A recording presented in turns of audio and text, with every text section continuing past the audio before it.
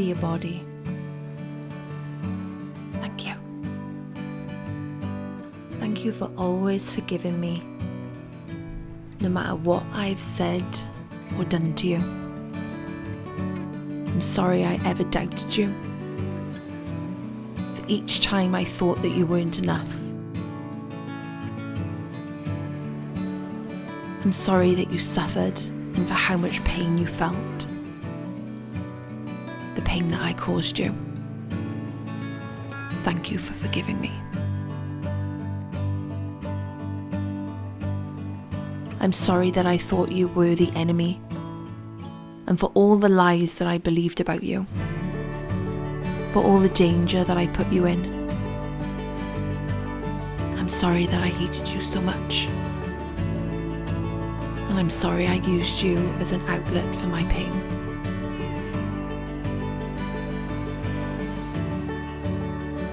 Thank you for your unconditional love, always. Thank you for always fighting for me,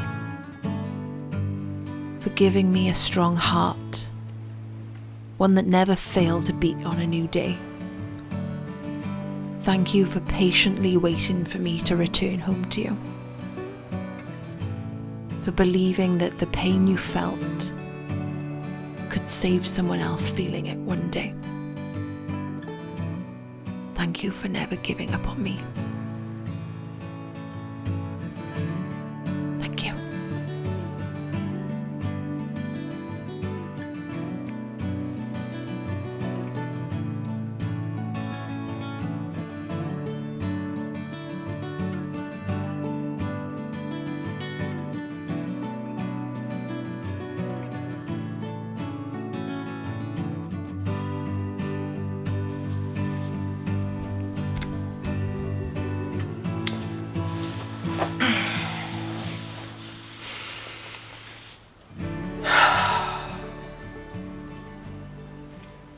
I wanted to talk about something today that I really want to share because it is so close to my heart and has been such a potent part of my transformation, and that is building a relationship with the body.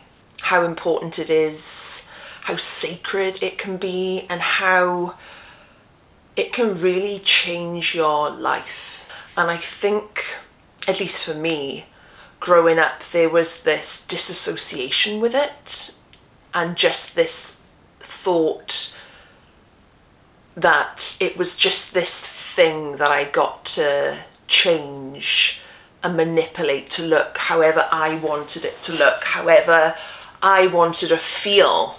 And that couldn't be further from the truth. And I want to start by saying a little bit about my story and my transition through my life and the relationship I have with my body.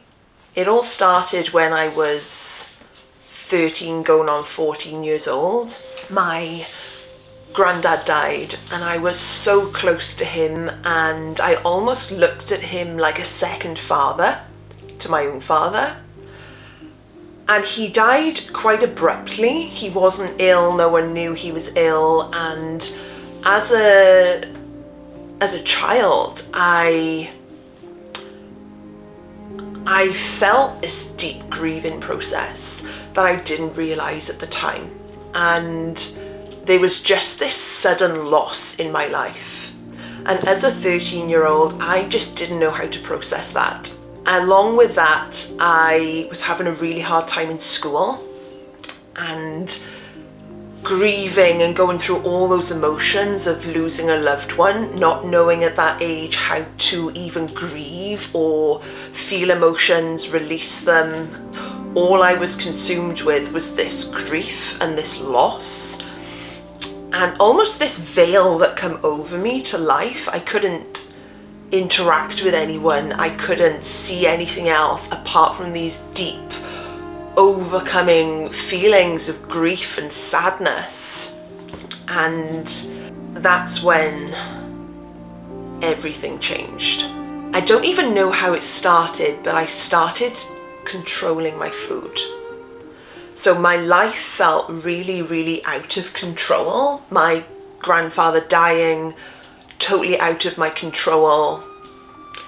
The learning in school, being in primary school, just felt so out of my reach. I was just in this deep, deep hole of loss. And so with my life feeling so out of control, I tried to control it in any way I could, and that was through food. And it began with me just controlling food by controlling the amount I was eating. Then I started controlling what I was eating. And then it led to me not eating at all. A few months into this controlling behavior that I was exuding, I ended up stopping eating altogether. I would become very, very secretive. My mum would still make me meals, but I wasn't eating them. But as a little one, I saw that as my stability, as my anchor. I had something to focus on that would take me away from all of the grief and all of the loss and all of these emotions that I just didn't know how to process. So starting out by controlling my food, that wasn't my intention. It just gradually built and built and built. The more I starved myself and the less I ate, the more control I had over my life. And that was so far from the truth.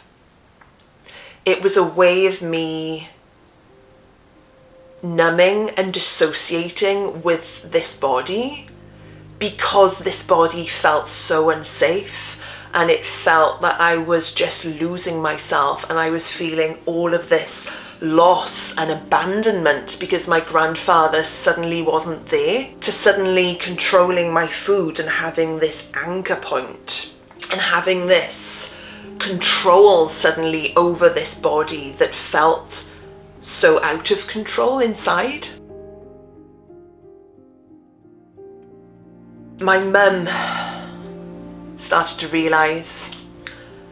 She started to realise that I was not eating, I was losing weight rapidly, I became very dissociated, I was very insular, I would spend lots of time alone, I didn't want to be around anyone. She was trying to save me, she was trying to show me that what I was doing was not the answer, and I couldn't see that. So she took me to the doctors, and that's where the ball really started rolling. I was referred to a psychiatric hospital where I gradually had to drop out of school, and it started with day release. I would go there in the day instead of going to school. And this was really at a point where I wasn't eating anything at all. I think the longest I went without eating was 3 months. And you can imagine at that point, I had very little energy. I couldn't think straight. My body was shutting down. And I really felt such a loss in life. There was no vibrancy in me. There was no need to live in my eyes at that age. And I really had just given up. And the interesting thing is that I couldn't see that I was doing anything wrong, because this habit that I had built slowly over time had just become the normal pattern. So in my eyes, it was just the normal way of living. So once I checked into the psychiatric hospital, wow, there were so many feelings. They were teaching you the importance of food, and there was a lot of things going on that were trying to heal me and bring me back to life. And I had such a resistance. I was stubborn. I tried every tool in the book, trust me, and I could go really into depth on this, but I feel that this might not be the right video. I suddenly became very, very obsessed with exercise. I would wake up at about 3-4 in the morning and I would go downstairs and I would run on the spot for hours to burn off extra calories. At that time, there was really this tug of war with trying to heal and also my grasp on the person that I thought I was and the good I thought I was doing, because to me this body was really this unsafe place. And so if I lost that anchor, that grasp on my element of control, that I would be so out of control and all those feelings of loss and grief and abandonment would just wash over me. So it really was years and years of therapy and gently learning to eat again and regaining my life. And after a few years, I was at a place where I was healthy enough and had the backing of the doctors and the nurses at the psychiatric ward that I was discharged and able to go back to school again. I still had this very much obsessive relationship with my body. I was still overly exercising. I was very restrictive with my food. I would only eat certain foods. There was years and years of this tumultuous relationship between starving, over-exercising, body validation, and I really was stuck in this cycle. So much so that I then had really disordered eating, days of not eating, days of overeating, and I then spiraled into bulimia for about 20 years. There was just these cycles of body validation and bulimia and binge eating and trying all the diets, all the ways to just find this level ground to live within this body, and I just couldn't grasp it. I couldn't grasp it. There was just such a dissociation with it. My body was numb. She was numb. And I still saw it as this thing that I had to control my emotions. And then suddenly everything changed again. I came across this course, the Somatic Psycho-Spiritual Approach to Healing, and it really changed everything for me. I learned that the body is really this sacred place. And that if I could create this relationship to it, that really was where the freedom lied for me. And what I learned through the course, which I wasn't aware of, was internal family systems, which is where internally we're made up of different parts of our psyche. And they're created by experiencing ruptures in our emotions throughout our life. And our body takes a snapshot of that event and the emotions and our triggers and everything that happened at that event. And the body stores everything, all the information about that event in our system, in the tissues of our bodies. So that if we experience an event like that again, emotions that we experience in that event, that we're able to protect ourselves against it. So little did I know that within me I had created all these parts, all these younger versions of me that had experienced all these big ruptures in emotions. And they all had different fears, different motives, different incentives, different loves, creating all these little tiny characters within me, and within them all the overriding thing that they all did to soften my emotions, soften those big, fearful, tension-inducing emotions, was controlling my food. So little did I know that over those 20 years of disordered eating, binge eating, and bulimia, that I was relying on food in every instance to numb myself from feeling those ruptures and those big emotions. Doing so and learning this created this freedom, created this point where I would feel these energies rising within me, these emotions, and I was able to pause and look at them with this witnessing mindset and see that they were triggering this pattern of dissociation, which was always food.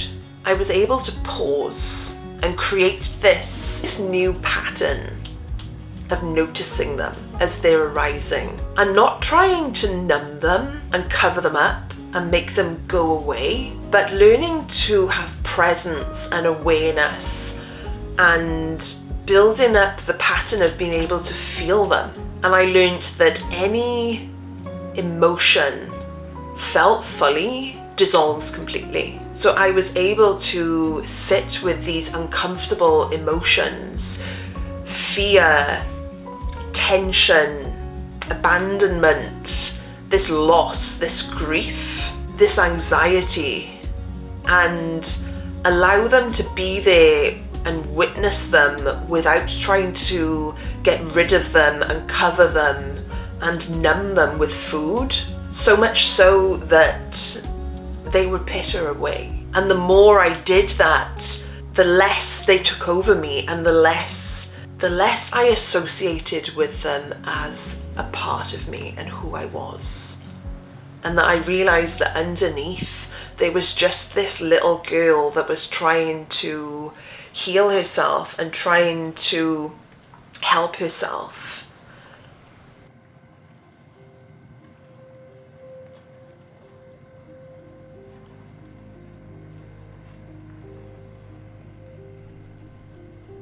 And as I stand here before you today, the most at peace and the most grounded I've ever felt living through this body, that I found a way to forgive myself, to truly find that forgiveness and that relationship and that peace and that ease that I've been looking for my entire life. A year after starting my own somatic coaching, I trained as a somatic coach myself because I fell such in love with the process and the freedom from truly finding that missing piece that I was searching for all along. And the greatest gift is to offer that to other people, for them to experience that freedom I was searching for all those years. And I want you to know, if anyone's listening or watching this and feeling entrapment, feeling that disassociation and feeling that judgment and that loss of the person they know they can be inside, I want you to know that there is so much wealth in forgiving yourself and knowing that all along you were just trying your best with all that you knew to do.